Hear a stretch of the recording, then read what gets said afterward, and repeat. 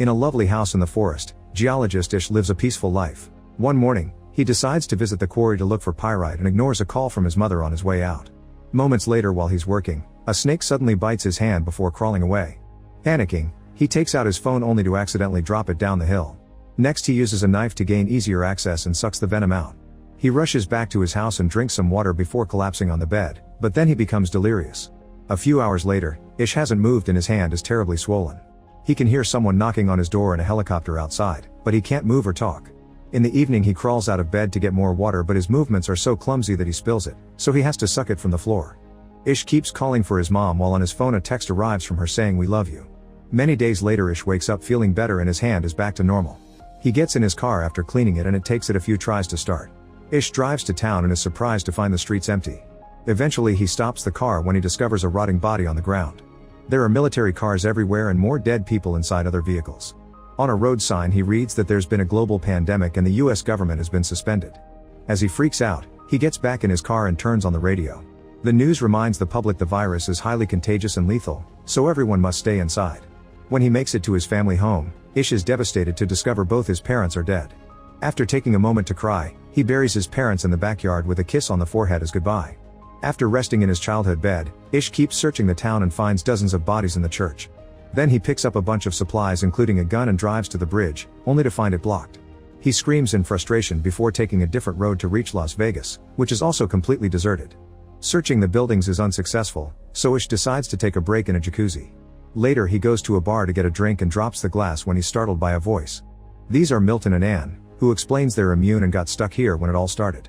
Milton has recorded the announcement on his phone and shows it to Ish, who learns the virus is new and nobody knows where it came from. Vaccines were ineffective and people were starting to panic on the streets. Eventually the government lost control and the virus took over the nation.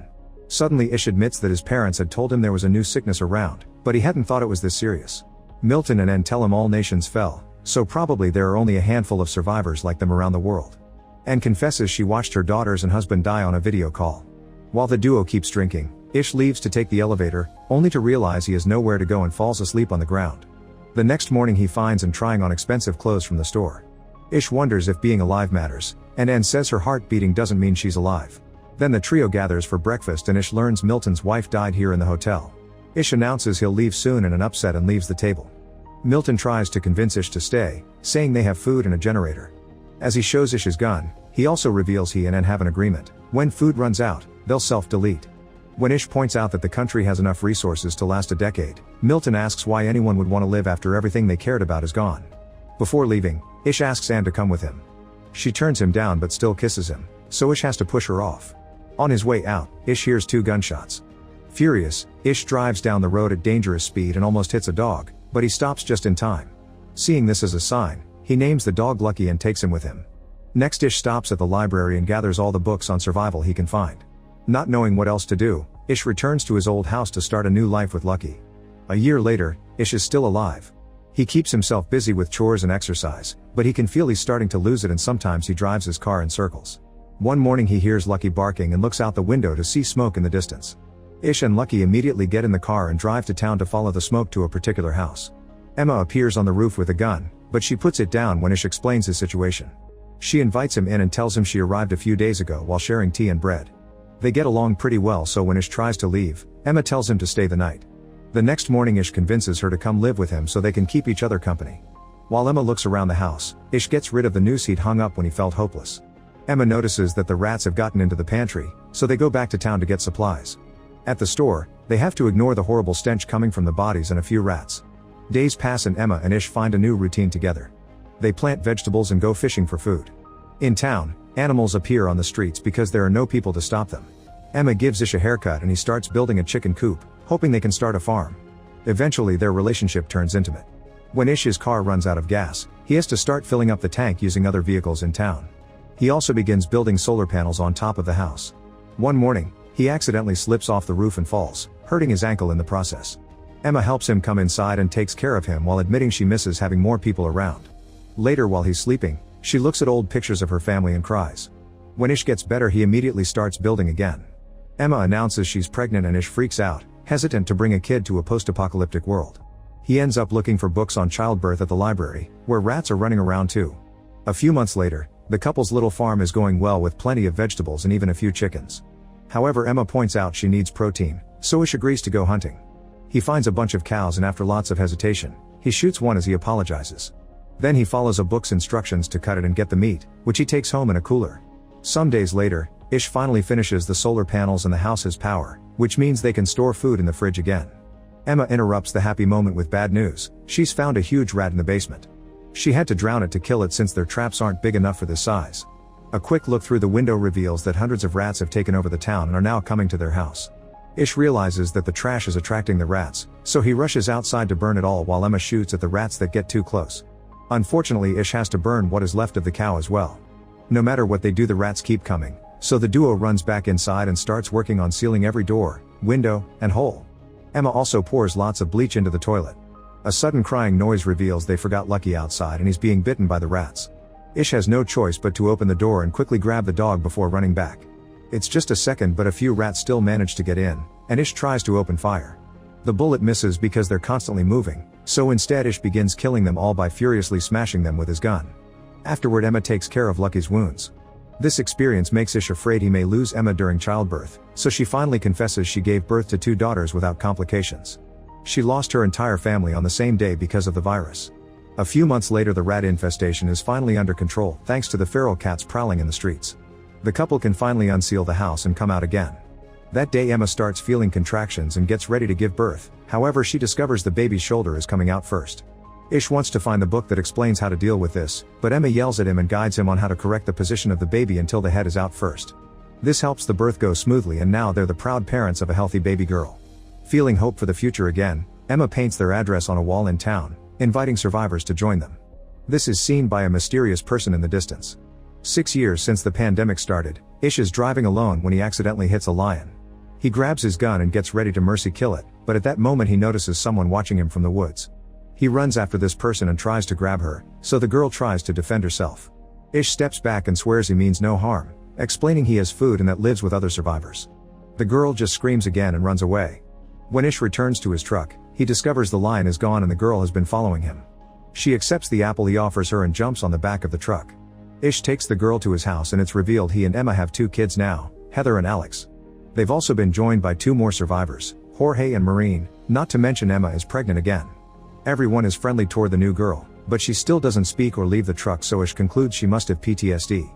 That night, the girl sleeps in the truck. The next morning, Maureen brings breakfast for the girl, who is startled and causes her to drop the dish. As the girl grabs her wrist, Maureen notices they have the same scars and shows her the ones on her chest. She also offers her hair for her to touch, gaining her trust. Afterward, Maureen shares how she and Jorge arrived here thanks to the sign and convinces the girl to get a bath. Meanwhile, Ish and Jorge go to the woods and discover 2 very rudimentary cabins with graves in the back. Moments later, Maureen goes through the girl's belongings. There are many creepy drawings in a diary and a letter that indicates the girl's name is Evie. Maureen uses the name and the girl responds well to it. She even accepts clean clothes and a room to sleep in. In the evening, Maureen shares the letter with the others. It was written by Evie's mother, who begged the reader to take care of her daughter. When the pandemic started, Evie's father took out his frustrations on her and the mother was sick, so she couldn't protect her. The group agrees to welcome Maureen to their little family. Soon Emma gives birth to a lovely baby boy named Joey. A year later, the group is having a nice day when suddenly the intruder alert goes off. After leaving the kids inside with Maureen, Ish, Emma, and Jorge grab their guns and go investigate. They find an armed woman named Molly, and after a little back and forth, everyone agrees to put down their weapons. Molly introduces them to her friends Jean, Ezra, and Raif, and they all agree to go to the house. After more introductions, Maureen realizes Jean is a famous musician. The group comes from Oregon and claims they left because of a flu outbreak. Emma tells them they can stay in the neighboring house, but Ish is still suspicious. The next day, everyone gathers to go out for supplies. All the kids must stay back and Ish is very strict when he explains the rules. Molly asks about medicine, but Ish tells her it's all gone, so they should stick to food. When they make it to town, there's a buffalo in the street and Ish tells the others to just ignore it. The group splits to look for food, but Molly ignores the rules and goes to the hospital, where she finds many disgusting bodies. Jean grabs lots of alcohol and Ezra finds a guitar for her. When the group reunites to leave, they notice Molly is gone. At the hospital, Molly comes across a feral dog and uses a fire extinguisher to scare it away. Then she uses that same extinguisher to break a lock, which gives her access to a backup stash of medicine. When she finally goes back, Ish scolds her for breaking the rules, but he has to shut up when she shows him how much medicine she's found. That night, Jean uses her new guitar to sing for everyone over a bonfire and Ezra tells a few bad jokes. After everyone goes to bed, Jorge shares his favorite memory with Maureen and they do the dirty for the first time. Meanwhile, Jean gets drunk in the kitchen. The next morning, Molly checks on Jean, who admits she drank a lot because she's trying to terminate her pregnancy. It's obvious she's having a breakdown, but Molly still promises not to tell Ezra. Time passes and the group continues to live peacefully. Jean's baby is born healthy, and soon Maureen has her own child as well. 14 years after the start of the pandemic, everyone is still living together as a big family and they celebrate Heather's birthday. Ish takes Joey to the library often, hoping to pass on his love for books. One afternoon, Ish and Joey notice that the wind is blowing pretty hard and it begins to rain, so they hurry to return home. They make sure everyone is safe inside, only to discover Lucky is missing. Ish goes looking for him and is devastated to discover Lucky has been killed by a fallen tree. Emma soon joins him and they cry together while clinging to the body. The next day, Lucky is buried in the garden. Later, Ish is watching the kids play when suddenly a mountain lion appears in the bushes. Ish tells the kids to run and jumps in to protect them, so the lion attacks him instead and begins mauling him. After so many years of silence, Evie begins yelling for help. Soon the other adults manage to rescue Ish and rush him to the hospital. Molly is a doctor, so he guides the group to help her with the injuries. She has to give Ish CPR to stabilize him before she starts working on closing up all his wounds. Meanwhile, Emma goes to the woods and when finally finds the lion, she shoots it multiple times as revenge. When Ish finally wakes up, Molly admits she isn't a full doctor, she's just a student that dropped out of college. However, Ish trusts her knowledge and soon he's able to walk again, so he goes back to his family. By the 17th year of the pandemic, Joey has become an excelling fisher and Ish is very proud of him, which makes Alex jealous. Raif and Heather are old enough to go looking for supplies alone, and while searching houses they're confused by many things from the old world. They get along well and soon they start dating. Eventually both teens are eager to see more of the world and after some discussion, their parents allow them to go. The teens fill a car with supplies and guns so they can be safe out there. Sometime later, Ezra notices that the plants are abnormally dry for this time of year. In the kitchen, Evie can't get water from the kitchen faucet and gets so nervous that she breaks the handle. A quick trip to the reservoir reveals that the water is gone because the area is going through a drought. The pipes are also rusted and broken because they haven't received any maintenance. If it doesn't rain soon, they only have a week left of water, and that's only if they begin to ration. At that moment they see two vehicles passing by, so the group rushes back to the house in case these new people are dangerous. Minutes later, Charlie and Perry show up outside the gate with a canteen full of water as a peace offering. Charlie explains his group found a drill outside of Nevada and since then they've been drilling wells. They're willing to share this knowledge, so Emma finally opens the gate for them and both groups share a meal together. Ish agrees to exchange all his spare fuel for a well, so after lunch Charlie starts digging. The whole process will take around 72 hours.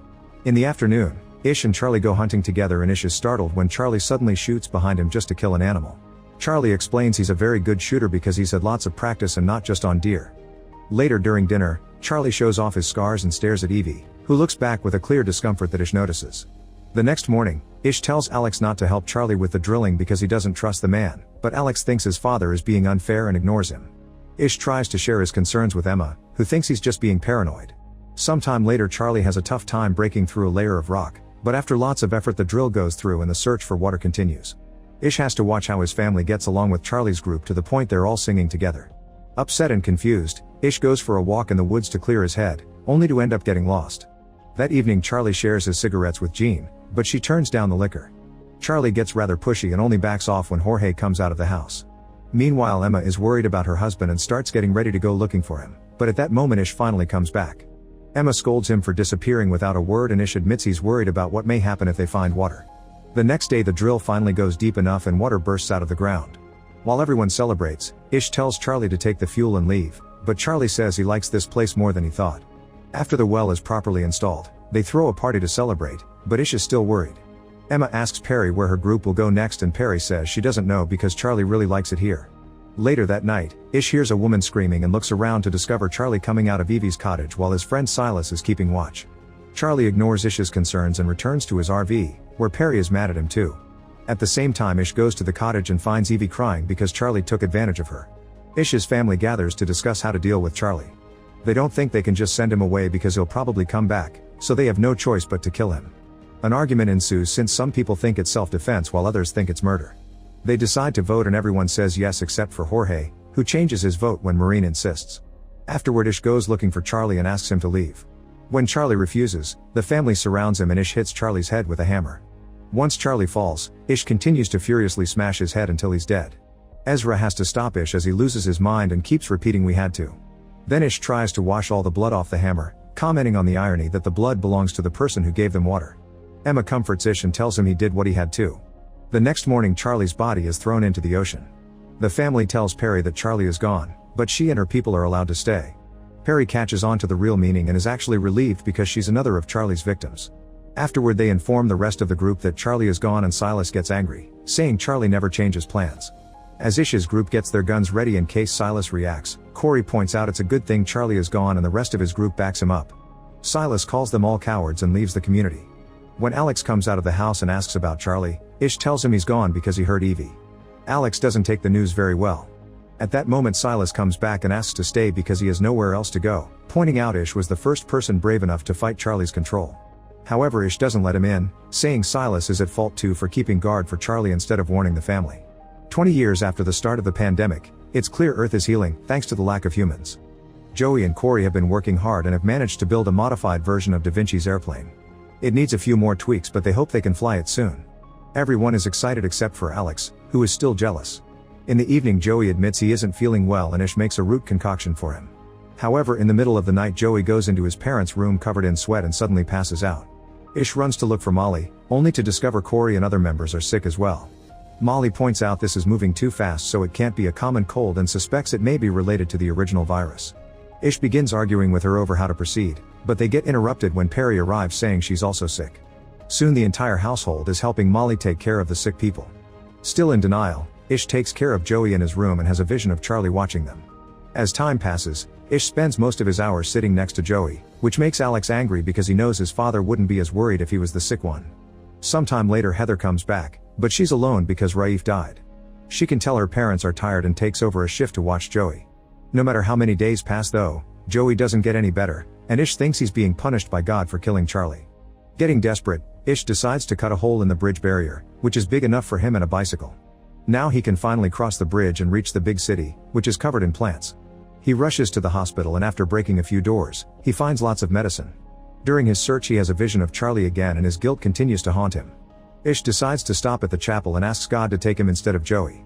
At the house, Heather shares her journey with the others. She and Raif drove north but didn't find a single person. They got to see the beach and admired its beauty, but towns were unkept and rotten. One day, they saw some numbers with an arrow painted on a building. They started to follow them and found the same arrows painted on other buildings, trees, and even rocks, but they never took them anywhere. Eventually they decided to stay a few days on top of a mountain. Suddenly they heard a noise and a strange man appeared in the woods.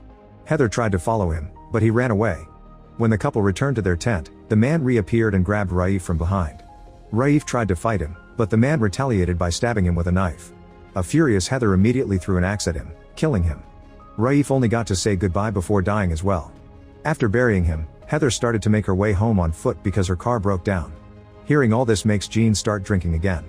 As soon as Ish comes back, he starts getting things ready for a blood transfusion, hoping to pass his immunity to Joey. Heather immediately calms him down and advises him against taking extreme measures too soon. Then she tells her to go to Molly because she's created a new medicine made from tree. Ish picks up Joey and takes him to Molly, who explains the medicine may take a few days to take effect. Since Joey is burning with fever, Ish gives him a freezing bath. A few days later, everyone is starting to feel better. Molly explains this is a strain of the original virus and she can only treat it because it's weaker. Meanwhile Corey asks Heather for a description of the man that killed Raif and realizes it was Silas. Now he has to decide if keeping the secret or not. Unfortunately the medicine doesn't work on Joey, who says his final words to his parents and dies in his bed. Ish doesn't take it well and drives out of the house at great speed, ignoring his family's concerns. He finds the sign Emma painted years ago and covers it up. Then he goes to the library and starts throwing and destroying the books in a fit of fury. At the house, they bury Joey with a few more people who couldn't survive the virus either and they hold a small funeral. Later Emma finds Ish still at the library with a match in his hands. She reminds him it was all already gone before Joey, but he still has other children and friends to live for. This convinces him to return to the house, but he still doesn't know how to live again. A few days later Ish goes on a hike and finds a beautiful view of the perfect sunrise, which shows what the world has become. When he goes back, he tells the kids he got it all wrong. He's been trying to teach them lessons from the old world, but now they live in a different place. Ish announces they don't need him to teach him anymore because the world is their teacher now. A year later, Ish finally forces himself to enter Joey's room. While picking up all the unused things, he discovers Joey's diary. The boy had wanted to find more people even if Ish didn't agree, and he had started to design a diagram for a radio with its own antenna. Wanting to celebrate his son's legacy, Ish tells the others they have a new project to work on together. Eventually the radio is finished and the antenna is installed on top of the house. The machine does work, but for now nobody answers. Ish spends every waking hour trying every single frequency, hoping someone out there eventually will come through. One afternoon Emma convinces him to take a break and they join a baseball game the others are playing using random objects from the house. They have an afternoon full of fun, but Heather can't help wondering why a ball game has so many numbers. Ish explains that in the old world, everyone was hung up on statistics, measuring, and ranking everything. Hearing this causes Heather to remember the numbers with the arrow and Ish realizes they're a frequency. The group rushes to the radio and tries Heather's numbers. After a few minutes of silence, they finally get an answer. There's a 77-member community less than 100 miles away at what used to be a state park.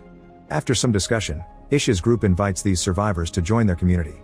50 years after the beginning of the pandemic, an old Ish passes his hammer to Heather's oldest son. Ish tells him that his last lesson is that men and women come and go but the earth abides. Make sure to subscribe and turn on notifications so you can watch more videos like this. Thanks for watching.